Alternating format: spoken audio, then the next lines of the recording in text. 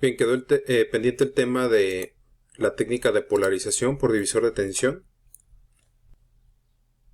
Y bueno, aquí voy a explicar dos temas, que es el tema como tal de la polarización por divisor de tensión, pero al mismo tiempo voy a explicar el criterio de estabilidad, que también tiene mucho que ver con esta técnica de polarización. El circuito de polarización por divisor de tensión ya lo vieron en el tema anterior, y bueno, es este que tenemos aquí, donde pues tenemos VCC.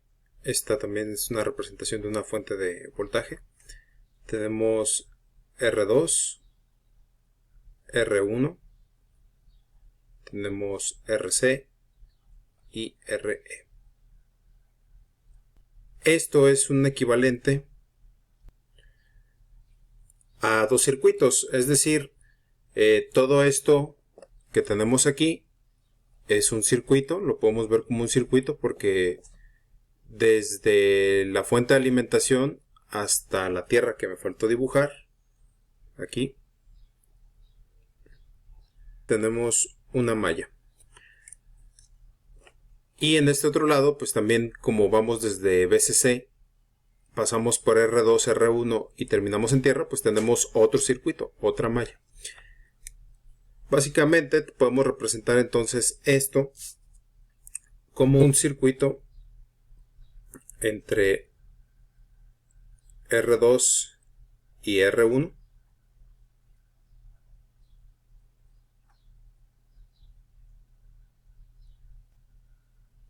y otro circuito entre RC, el transistor, y RE.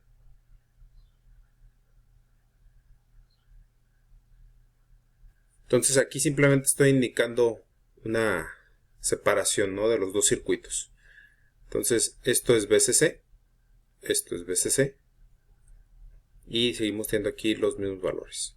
Bien, entonces si lo podemos ver estos dos como dos circuitos independientes, entonces de esta malla que se forma entre R2 y R1, pues podemos sacar una equivalente, y esa equivalente la podemos obtener con la equivalente de Thevenin, un circuito equivalente de Thevenin.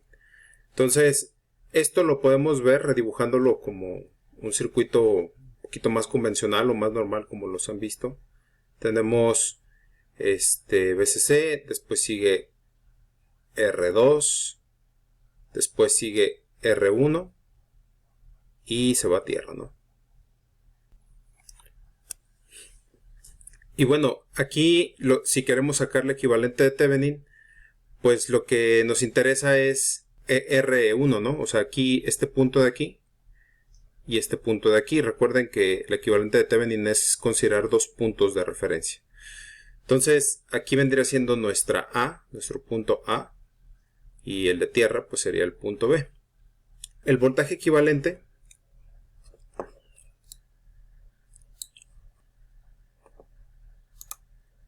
aquí vamos a poner voltaje equivalente de Thevenin. Lo que tenemos que hacer es sacar el voltaje de R1, que esto es con un divisor de tensión, ¿no? Esto es VTH es igual a B en R1, y esto es igual a R1 que multiplica a VCC entre la resistencia total, que es R1 más R2. Ese es el voltaje de Thevenin. Simplemente es obtener la caída de tensión de R1. Y ahora sigue la resistencia equivalente de Thevenin. Bueno, y en este caso lo que hay que hacer, si no lo recuerdan, pues es cortocircuitar. Ponemos un cable de aquí a aquí, unimos, o sea, suprimimos la fuente, hacemos un cortocircuito, por lo tanto esto se elimina, y obtenemos como resultado un par de resistencias en paralelo, ¿no? lo que tenemos entonces es que RTH es igual a el paralelo de R1 con R2.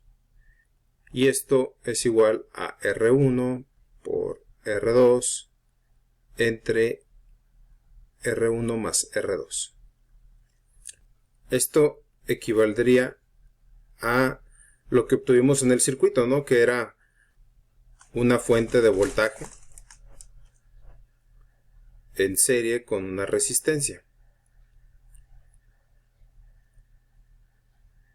Y bueno, como nos apegamos a la nomenclatura de el transistor, pues aquí tenemos que es BBB, esta es RBB, sabiendo que pues es esto, ¿no? RTH realmente es RBB y BTH realmente es BBB. Con estas ecuaciones, que las voy a reescribir acá de este lado para tenerlas ordenadas, tenemos que BBB es igual a y RBB es igual a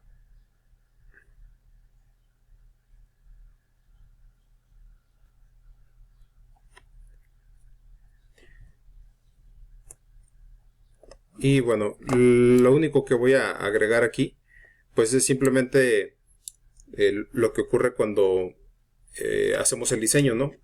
Que no conocemos R1 y R2, sino que conocemos BBB y RBB y tenemos que conocer R1 y R2. Esta ecuación que tenemos aquí, déjenme marcarla, esta de aquí,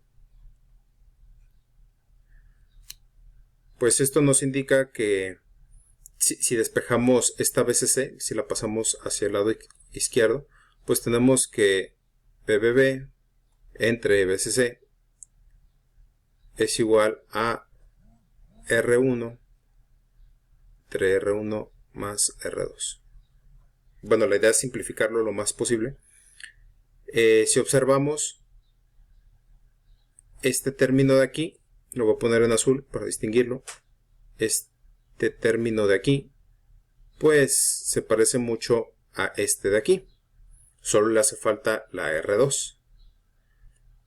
Pues si multiplicamos ambos extremos por R2, pues tenemos ese resultado, ¿no? R1 por R2 entre R1 más R2, pero acá hay que agregar R2. Por lo tanto, si esto es igual a RB, esto de acá, quiere decir que este término de acá también es RB. Entonces, de aquí podemos simplemente concluir que, por lo tanto, RBB es igual a BBB entre BCC por R2. Entonces, de aquí podemos despejar R2. R2 es igual a esto invertido, ¿no? Sería BCC entre BBB por RBB. Y ya tenemos la primera expresión, que fue de las que utilicé o vienen en el libro. Bien, ahora de esta misma expresión, si tomamos este R1 más R2 y lo pasamos multiplicando hacia este lado, pues vamos a poder empezar a separar las R1 y las R2. Entonces tenemos de esta expresión de aquí,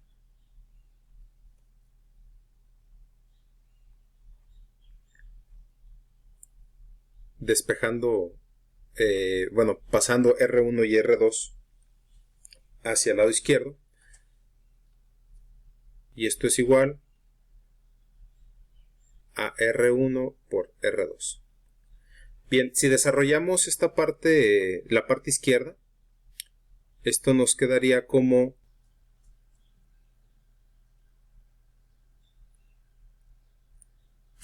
esta forma.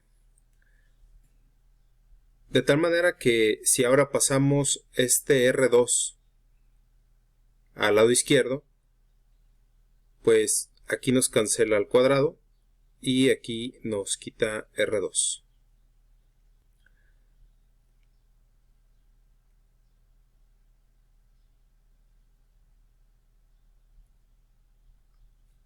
Y bueno, observen que de aquí podemos simplificar, porque esto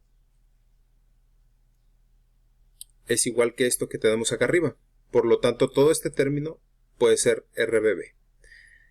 Entonces, este término de aquí ya queda en términos de R1, como ocurre del lado derecho. Y bueno, esto nos queda simplemente como RBB.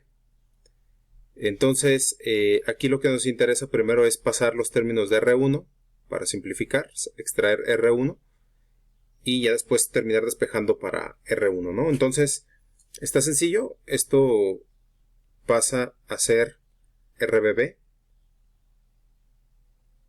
que es igual a R1 menos BBB por R1 entre BCC.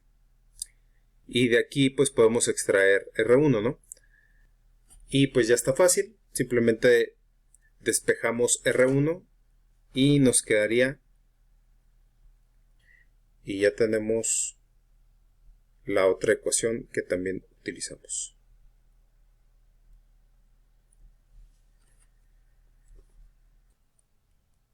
Bueno, entonces esto fue simplemente la explicación del divisor de tensión para los que tenían duda de cómo se obtenía o qué funcionalidad tenía ese divisor de tensión.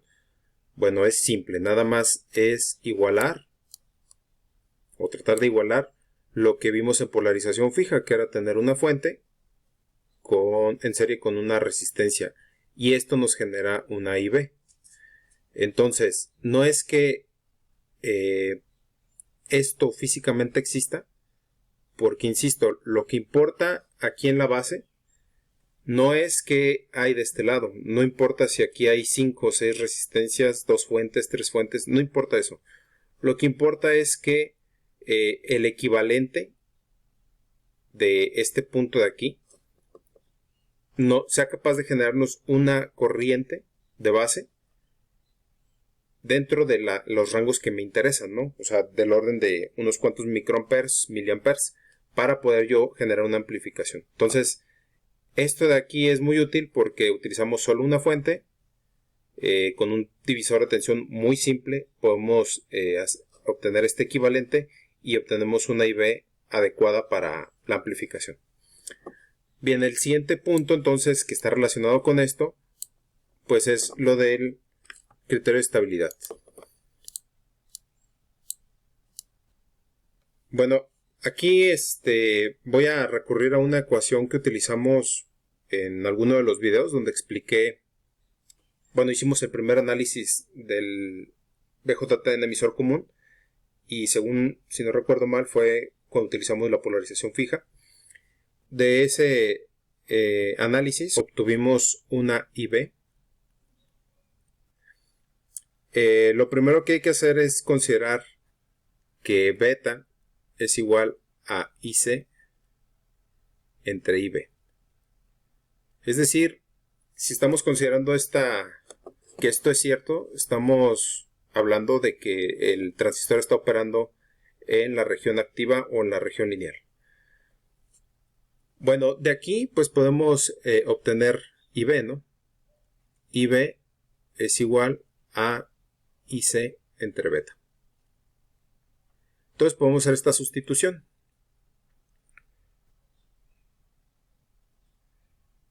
De tal manera que aquí sería IC entre beta es igual a el término del lado derecho. Bien, por lo tanto, de aquí podemos despejar beta y esto nos quedaría como una IC, que es la salida. Recuerden que IC siempre va a ser la respuesta de salida. beta está multiplicando a BBB menos BBE entre este término de abajo, ¿no?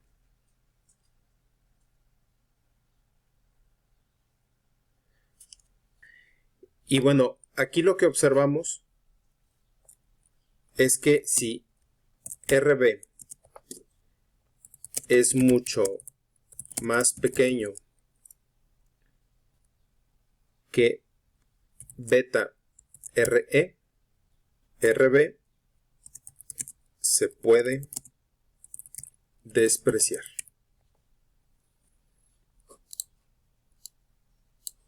Es decir, que si RB es muchísimo más pequeño que beta RE, entonces nosotros podemos pasar desapercibido RB. Aquí es donde ocurre lo interesante. Quiere decir que si esto se cumple, si esta condición se cumple, pues entonces las betas se cancelan y simplemente nos queda IC igual a BBB menos BBE entre RE. Y entonces no importa si beta aumenta o disminuye en función de la temperatura, no importa, porque si se cumple esta condición, RB se ignora y por lo tanto las betas se cancelan y todo queda en función, o sea, IC queda en función de simplemente el voltaje y RE. Entonces está súper bien, ¿no? De hecho, aquí se explica, o más bien con esto se explica, el funcionamiento de la resistencia de RE. Si no existiera esa resistencia de RE, que es válido, también hay circuitos que la utilizan. Si no existiera esta RE, la beta no estaría multiplicando a RE. Es decir, esto de aquí no se cumpliría el criterio de estabilidad, no habría forma de.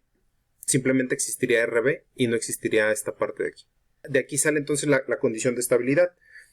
No sé si alguna vez les comenté, pero pues en ingeniería 10 veces más grande o una diferencia de 10 veces algo, pues se considera mucho más grande o mucho más pequeño.